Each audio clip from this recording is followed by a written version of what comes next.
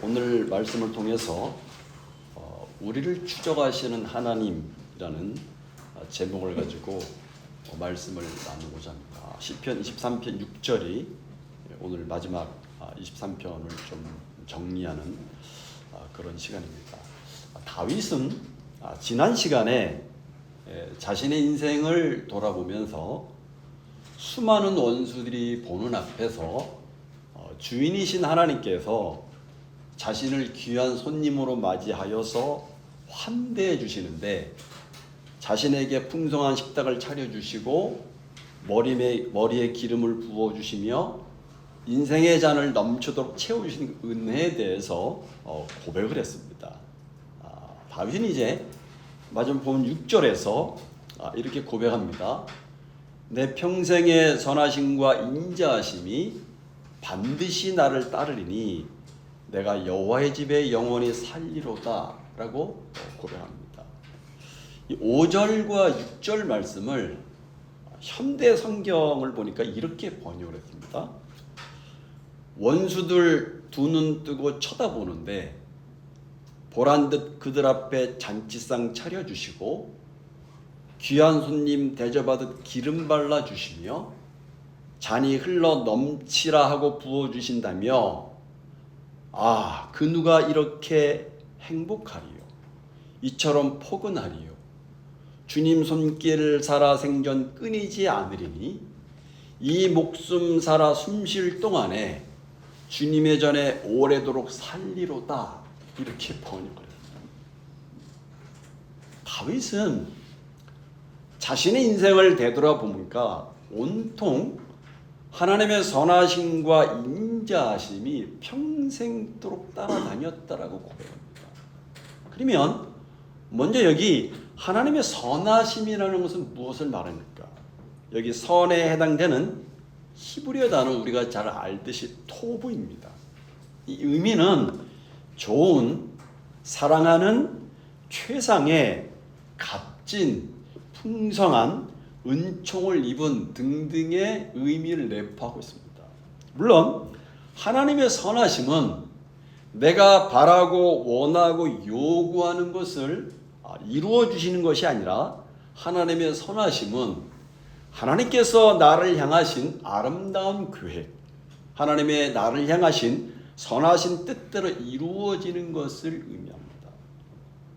여러분, 우리는 살아가면서 내가 원하지 않는 힘든 삶, 고통스러운 삶을 살아갈 때에 또 내가 요구하는 것이 전혀 아닌 엉뚱한 방향으로 삶을 살아갈 때 우리는 하나님을 향해서 하나님, 왜 나를 이렇게 고통 가운데 내버려 두십니까?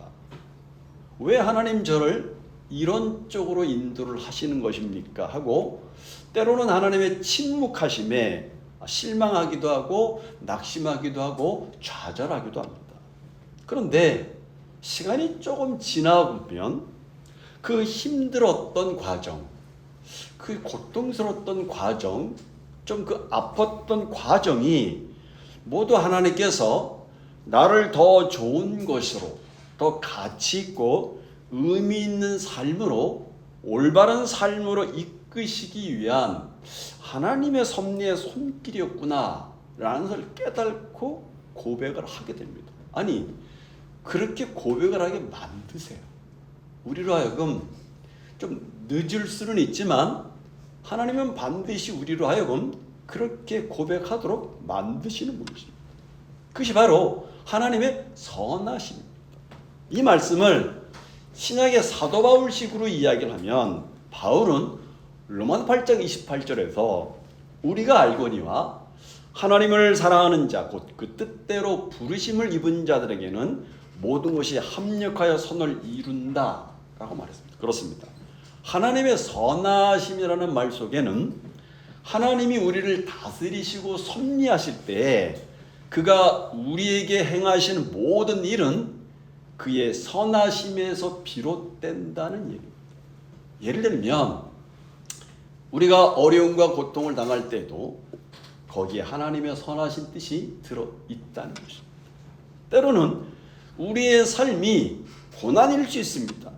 때로는 내가 원하는 것과 전혀 다른 방향일 수 있습니다. 때로는 우리가 이해할 수 없는 일들을 만나기도 합니다. 그러나 그 모든 과정을 거친 이후에 우리가 고백할 수 있는 것은 하나님께서 인도하시는 그 길이 가장 선하고 아름다운 길이었다는 것입니다. 그렇게 고백하게 만드시는, 우리가 고백하는 게 아니라 그렇게 고백하게끔 만드십니다. 마찬가지로 다윗 역시 그런 의미를 담아서 평생 동안 하나님은 언제나 자신의 삶의 선하심으로 함께 하셨다는 사실을 고백하고 있습니다. 자신이 비록 사망의 음침한 골짜기를 처할 때도 있었지만 지나고 보니까 하나님이 나와 함께 하셨고 하나님의 지팡이로 나를 건지셨고 하나님의 막대기로 나를 바른 길로 인도해 주셨다는 것입니다. 그것이 바로 하나님의 선하심입니다. 그렇다면 여러분, 우리는 어떻습니까? 하나님은 정말 여러분에게 선하신 분이십니다. 어떤 상황에서도 나의 삶을 인도하셔서 선한 길로 인도하셨음을 고백할 수 있습니까, 여러분? 저와 여러분의 지난 날을 돌아보십시오.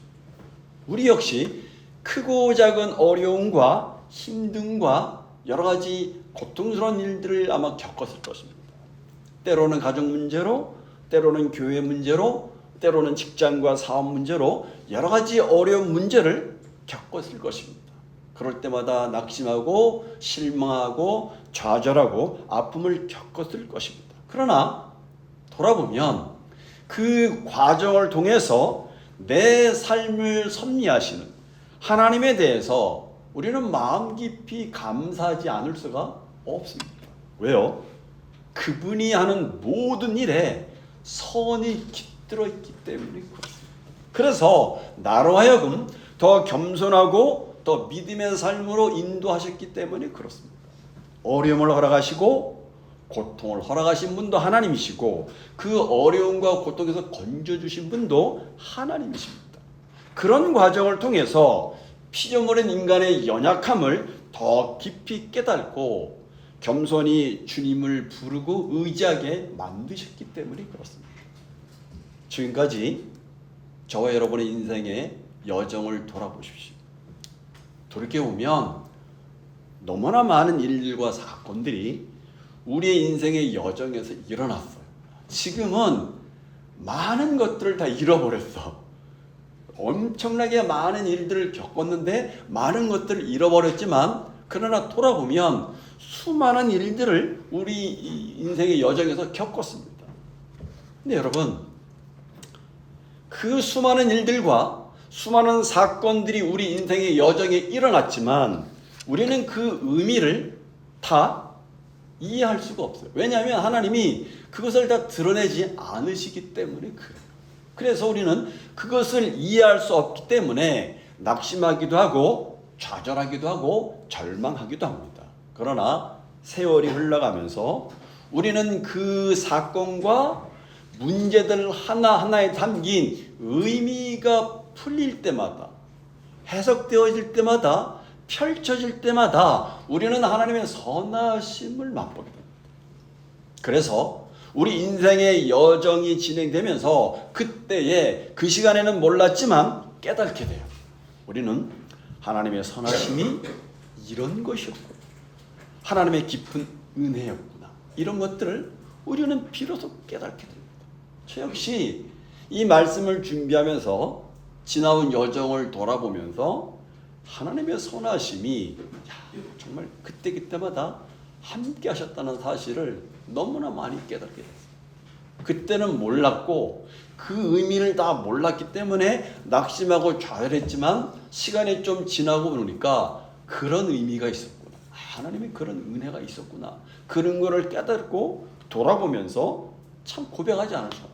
하나님의 선하심이 나의 인생의 삶에 늘 따라다녀요. 여러분, 우리에게는 결코 우연이라는 것이 없습니다. 그럼에도 불구하고 어떤 일들을 만났을 때 그것이 때로는 불운하게 느껴지는 이유는 하나님의 숨겨진 섭리에 은밀한 각본을 읽을 수 없고 그분의 최종 목적을 알 수 없고 그분의 선하심을 깨닫지 못하기 때문에 그렇습니다. 요즘 저와 여러분들이 겪고 있는 어떤 문제가 있으십니까?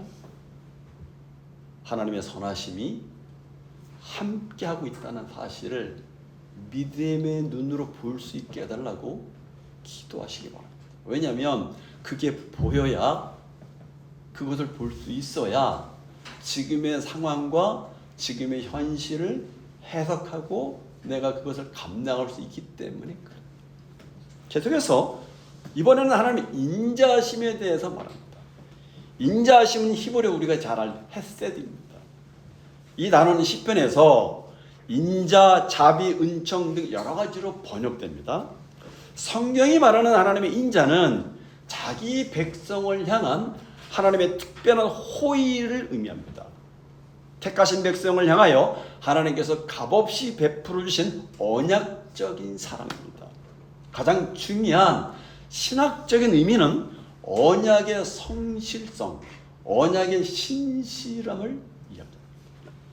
여러분, 이 하나님의 인자하심은 오래 참으시며 견디시는 사랑이라는 겁니다. 하나님은 여전히 불충한 저와 여러분에 대해서 굉장히 오래 참으십니다. 여러분, 만약에 하나님의 언약적인 사랑이 오래 참는 사랑이 아니었다면 우리는 중도에 벌써 우리는 정말 심판을 받아도 파멸을 해도 벌써 인생이 끝나도 끝났을 것입니다. 우리는 여전히 실수하고 죄를 짓고 넘어지지만 그러한 우리에 대해서 하나님은 오래 참아주시면서 우리와 함께 하시고 은혜를 베풀어 주십니다. 그래서 우리를 거룩으로 날마다 이끌어가고 계십니다. 다윗은 이 인자하신 하나님을 깊이 경험했어요. 언제 경험했습니까, 여러분?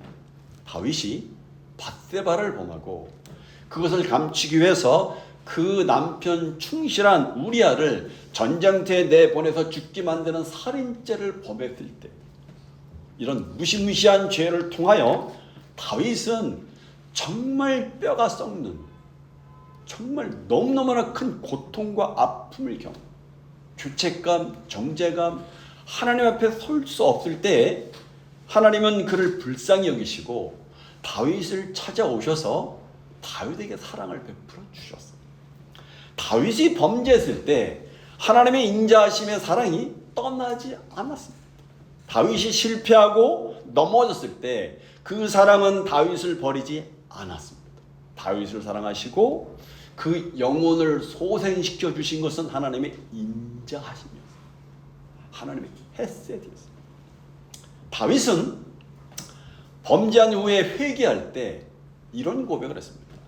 하나님이여, 주의 인자를 쫓아 나를 긍휼히 여기시며 주의 자비를 쫓아 내 죄가를 도말하소서 하면서 하나님의 인자하심과 자비하심과 긍휼하심에 호소했습니다. 근데 여러분, 이것은 저와 여러분도 마찬가지 아닙니까? 우리 역시 인생을 살아가면서 끊임없이 불순종과 불성실을 경험하고 있지 않습니까? 그러나 하나님은 변치 않으시는 성실함으로 우리를 버리지도 않으시고 떠나지도 않으십니다. 우리가 주께 불성실할 때라도 우리를 용서하며 기다려 주십니다. 왜냐하면 하나님의 인자하심은 견디시는 사랑이고 오래 참으시는 사랑이기 때문에 그렇습니다. 결국 우리 인간은 하나님의 인자하심과 선하심이 없이는 한순간도 단 하루도 존재할 수 없다는 사실을 우리는 이 말씀을 통해서 깨닫게 됩니다. 그래서 다윗은 하나님의 선하심과 인자하심을 고백하지 않을 수가 없었던 것입니다. 여러분, 말씀을 다시 잘 보세요. 보통 우리는 하나님의 선하심과 인자하심을 우리에게 베풀어 주신다, 우리는 보통 그렇게 얘기합니다. 그렇죠? 하나님이 선하심과 인자하심을 우리에게 베풀어 주신다. 그런데 다윗은 오늘 본문에 보니까 베푼다고 말하지 않고 나를 따른다라는 독특한 표현을 했습니다. 마치 양을 치는 개가 양떼를 계속 따라다니면서 가이드하면서 몰아가듯이 그렇게 하나님의 선하심과 인자하심이 다윗을 따라다녔다는 것입니다. 그래서 여기 따르다는 말이 히브리어로 라다프인데 이 의미가 뭐냐면 쫓아오다, 추적하다 그런 뜻입니다. 히브리어 원문을 보니까 진실로 선과 인자가 나의 모든 생명의 날들 동안에 나를 추적하리니 그런 존 스타트 목사님은 하나님의 선하심과 인자하심이 다윗을 따른다는 이 말씀을 마치 사냥개가 끈질기게 추격하듯이 따른다는 이미지로 표현을 했습니다. 그렇습니다. 여러분, 따른다는 말은 단순히 뒤를 따라온다는 말이 아니라 맹렬히 쫓아온다는 말입니다. 하나님의 선하심과 인자하심이 마치 산불을 하듯이 느긋하게 따라오다가 때로는 우리를 놓치는 것이 아니라 마치 사냥개가 맹렬하게 추격하며 추격하듯이 쫓아오신다는 겁니다. 다윗은 처음에는 자신의 원수들, 자신의 대적자들이 자신을 추격해오는 그런 상황만을 봤어요. 그러나 다윗은 원수들보다 하나님의 선하심이 자신을 끈질기게 따라붙고 있다는 사실을 본 거예요. 원수들이 자신을 따라다닌다고 생각했는데 알고 보니까 그보다 더 큰 하나님의 선하심이 자신을 따라다녔고, 또한 자신을 범죄하여 영혼이 황폐하게 되었을 때 하나님의 인자하심이 자신을 따라오고 있어서 추격하고 있다는 사실을 다윗은 깨달은 거예요. 그렇다면 여러분, 이처럼 하나님의 선하심과 인자하심이 언제 어느 때나 우리를 따라다니고 추격하고 있다는 것은 무엇을 보여주는 것입니까? 그것은 하나님은 결코 우리를 놓치지 않는다는 것입니다. 추격하는 이유가 뭐냐면 붙잡기, 그렇죠? 놓치지 않기, 그렇죠? 하나님이 우리를 추격한다는 말은 우리를 놓치지 않는다는 말씀입니다. 참으로 놀라운 표현이 아닐 수 없어요. 여러분, 이 표현이 공감되십니까? 이런 경험이 있으십니까? 하나님의 선하심과 인자하심이 계속 나를 쫓아다니면서 지금까지 나를 인도하셨다는 사실이 깨달아지십니까? 우리가 연약해서 넘어지고 낙심하고 있을 때 하나님은 우리를 무심하게 지켜보는 분이 아니십니다. 저와 여러분을 선하심과 인자하심으로 우리를 계속해서 추격해 오셨어요. 그러면 여러분, 이 구절은 단지 종교적인 문구가 아니라 우리가 일상을 살아가는 진짜 힘인 거예요. 진짜 능력인 것입니다. 그러기에 우리는 하나님의 선하심과 인자하심으로 도망칠 수가 없어요. 왜냐하면 하나님의 인자하심과 선하심은 계속해서 우리를 맹렬하게 추적해오고 있기 때문입니다. 특히 다윗은 내 평생에 all my life, 내 평생에 하나님의 선한 인자하심이 따라온다라고, 그분이 계속 추격해 온다라고 고백합니다. 이것은 어느 한순간 어느 한 영역이 아니라 내 삶의 통전적인 순간과 상황에 나를 찾아오시는 하나님의 사랑을 말합니다. 다윗은 매 사건 속에 깃들인 자신을 추적하는 하나님의 선하심과 인자하심의 손길과 발자국을 보았어요. 지난 날을 되돌아보니까 낙심과 절망의 순간도 있었고, 범죄하며 실패하며 넘어지는 순간도 있었고, 위기의 순간도 있었지만 하나님의 선하심과 인자하심이 평생 동안에 자신을 추격하며 따라왔다는 사실을 다윗은 고백을 합니다. 그래서 다윗은 내 평생에 하나님의 선하심과 인자하심이 반드시 나를 따른다. 이렇게. 영어 성경을 보니까 will follow me. 반드시 나를 따라. 미일의 조동사를 사용했습니다. 이것은 앞으로도 그렇게 될 것이라는 말씀입니다. 여러분, 우리는 편의상 인생의 시간을 과거와 현재와 미래로 나눕니다마는 사실은 과거와 현재, 미래는 서로 결코 분리될 수가 없는 시간들입니다. 왜 그러냐면 과거가 현재를 만들고 현재가 미래를 만들어가기 때문에 그렇죠. 그래서 우리가 살아온 과거를 잘 학습하는 것은 굉장히 중요합니다. 그런 의미에서 역사는 너무너무나 중요합니다.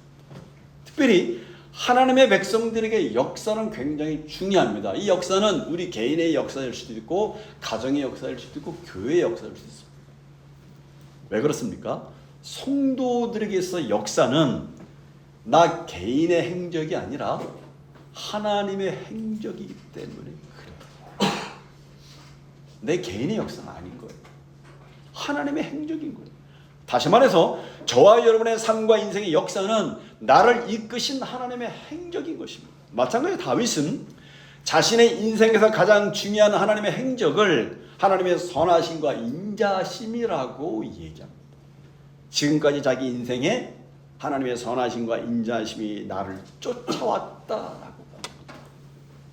그리고 동일한 그 하나님의 선하심과 인자심이 앞으로도 나를 인도해 갈 것이라고 확신했었기 때문에 반드시라고 하는 이 강조 부사를 사용합니다. 여러분, 우리도 마찬가지입니다. 마치 하나님은 저와 여러분에게 그 위치 추적 장치를 붙여놓고 우리를 계속해서 추적해 오셨습니다. 이 사실이 깨달아질 때 지금까지 저와 여러분의 인생의 여정은 하나님의 선하심과 인자심이 늘 따르는 삶이었다는 사실을 고백하지 않을 수가 없어요. 말씀을 가만히 묵상해 보십시오. 너무나 감사하고 너무나 행복한 일이 아닙니까? 저는 하나님이 은혜를 베푸셨다, 우리말 성경에 베푸셨다는 말로만 했으면 크게 막 와닿지 않았을 거예요. 근데 원문을 보니까 맹렬하게 추격해 왔다. 이 말씀에 가슴이 그냥 팍 뜨고, 이 추격해 왔다는 이 말씀이 저에게 너무나 크게 그 은혜로 마음을 그냥 확. 하나님은 지금까지 저와 여러분에게 위치 추적 장치를 붙여놓고 우리를 추적해 오셨습니다. 그렇기 때문에 이걸 깨달으면 우리 인생의 여정은 하나님의 선하심과 인자심 늘 따르는 삶이었다고 고백하지 않을 수가 없습니다. 얼마나 감사합니까? 얼마나 행복합니까? 하나님의 선하심과 인자심이 나를 따르지 않았다면, 나를 추격하지 않았다면 오늘 저와 여러분이 이 자리에 앉아 있을 수 있겠습니까? 하나님의 선하심과 인자심이 따르지 않았다면 우리는 고삐 풀린 망아니처럼 아마 살아가고 있었을 것입니다. 결코 내 의지가 강하고 인내심이 강하고 내가 성실해서가 아닙니다. 오직 하나님의 선하심과 인자심이 따라왔기 때문에 그나마 버티고 그나마 감당하며 살아왔다는 사실입니다. 여러분. 내가 버티고 내가 감당한 것이 아닙니다. 하나님의 선하심과 인자심이 나로 하여금 버티게 하고 감당하게 만든 거예요. 그렇죠? 그거예요. 이제 다윗은 마지막 절에서 그의 펜을 들어서 읽겠습니다. 내가 여호와의 집에 영원히 거하리로다 라고 말합니다. 다윗은 여호와는 나의 목자시니라는 행복한 고백으로 시작을 하였고, 이제 마지막으로 다윗은 내가 여호와의 집에 영원히 거하리로다 라는 소망이 가득 찬 말로 끝내고 있습니다. 우리는 다윗이 내가 여호와의 집에 영원히 거하리로다라고 고백하는 내용을 이해하기 위해서는 그 당시 목자와 양의 관계를 살필 필요가 있습니다.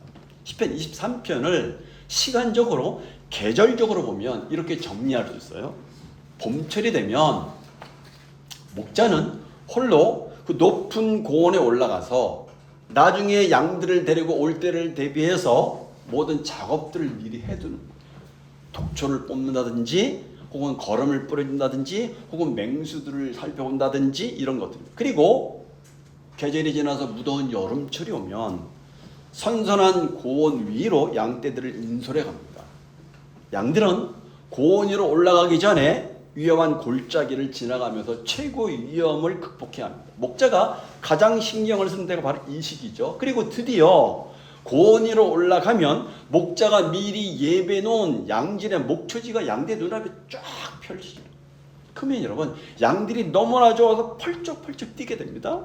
그렇게 선선한 고원에서 양들과 함께 여름철과 가을철을 보냅니다. 그것을 목자는 하는 일이 뭡니까? 양들 하나하나를 어루만져 주면서 사랑을 베풉니다. 예를 들면 양들의 머리 위에 기름을 부어서 벌레가 달라붙지 못하도록 합니다. 오기 전에 양들을 데리고 오면서 열에 상처 있는 것들을 치료를 해줍니다.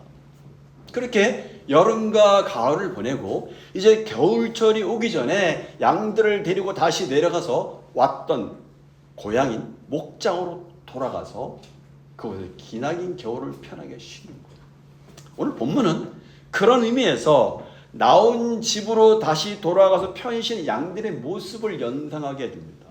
아마도 다윗이 말하는 여기 여호와의 집은 당시에는 성전이 건축되지 않았기 때문에 아마 하나님의 언약궤가 있는 성막으로 봅니다. 하나님의 언약궤가 있는 성막은 하나님이 임재하시는 곳입니다. 다윗은 그것을 하나님의 집이라고 했습니다. 그리고 산다는 말은 하나님과 함께 교제한다는 말이죠. 그곳에서 다윗은 성막인 하나님의 집에 영원히 눌러 앉고 그분과 교제하겠다라고 고백을 합니다. 이것은 다윗은 목자이신 여호와가 너무나 좋기 때문에 그 집에 함께 사는 것을 좋아하는 것을 말합니다. 여러분 생각해 보세요. 다윗은 굉장히 큰 성을 건축했어요. 그렇죠? 왕궁을 건축했어요. 화려한 궁전에서 살았어요.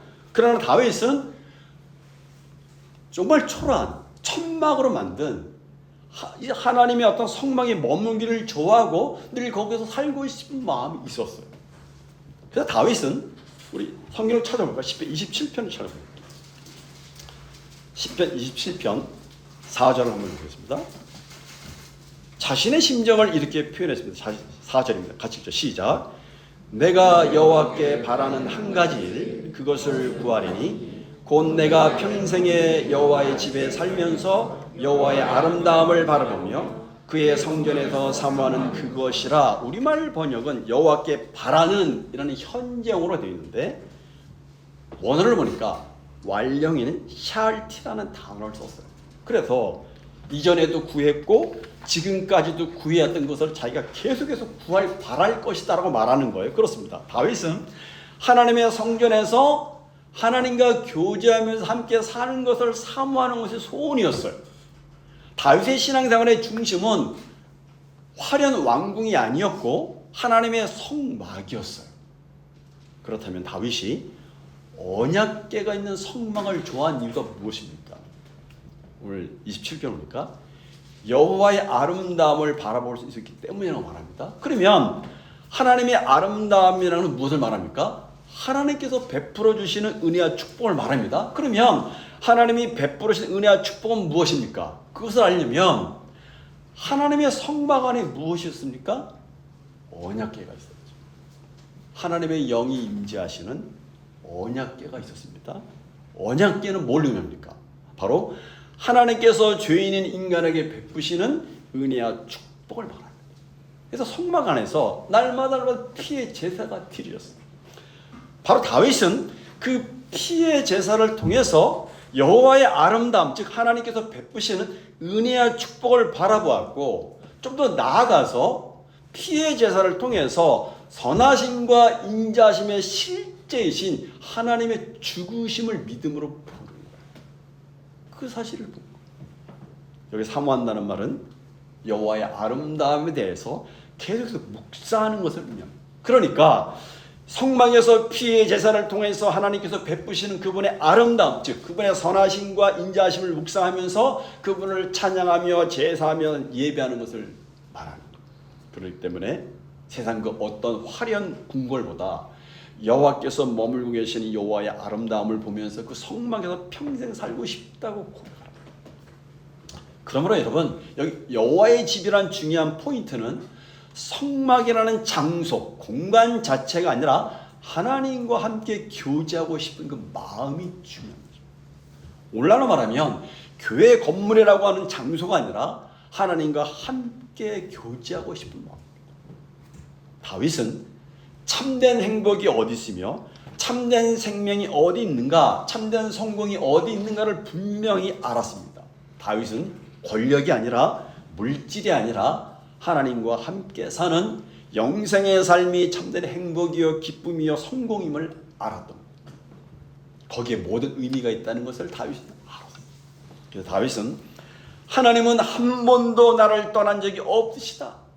그분의 인자심과 선하심은 한 번도 나를 떠난 적이 없다. 그러므로 나는 이제 내 인생을 하나님과 영원히 동행하면서 교제하며 살 것이다 라고 고백하고 있습니다.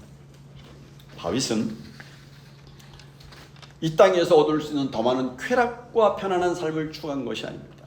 하나님과 함께 살고 싶어하는 갈망을 자신의 소원으로 올려드리고 있습니다. 하나님이 통치하시는 질서 안에서 자신의 삶의 여정을 살고 싶다고 고백하고 있습니다. 이제 말씀을 맺고자 합니다. 시편 23편을 마무리하면서 내 삶의 주인공은 내가 아니라 선한 목자이신 하나님이심을 깨닫게 됩니다. 그리고 우리의 삶과 일과 무엇에든지 언제든지 우리의 여정의 목적지까지 하나님의 선하심과 인자하심으로 추적하시면서 함께 하실 거할 이 약속은 우리에게 닥칠 수 있는 역경을 피하기를 바라면서 없는 위안보다 훨씬 더 기쁜 평안함과 확신을 가져다 주는 말씀입니다. 우리에게 힘들고 어려운 일을 만났을 때, 도무지 이해할 수 없는 일들을 만났을 때 눈앞에 닥친 상황을 넘어 하나님의 선하심과 인자심이 나를 따르고 추적하고 있음을 볼 수 있어요. 반대로 말하면, 이 말씀을 반대로 말하면 하나님의 선하심과 인자심이 내 자신을 따르고 있다는 확신이 없이 너무나 바쁘게, 너무나 열심히, 너무나 성실하게 살려고 하지 마십시오. 왜냐하면 그건 아무런 의미가 없어요. 그리고 하나님 왜 계수되는 삶이 아니기 때문에 그렇습니다. 한 주간도 잠깐 시간을 내서 지금까지 나의 삶의 여정을 되돌아보면서 하나님의 선하심과 인자심 어떻게 나를 추적해 오셨는지를 묵상해 보시면서 우리의 남은 인생의 여정도 선한 목자신 주님께 내어 맡기는 그런 진솔한 고백이 저와 여러분의 있기를 바랍니다. 기도하겠습니다.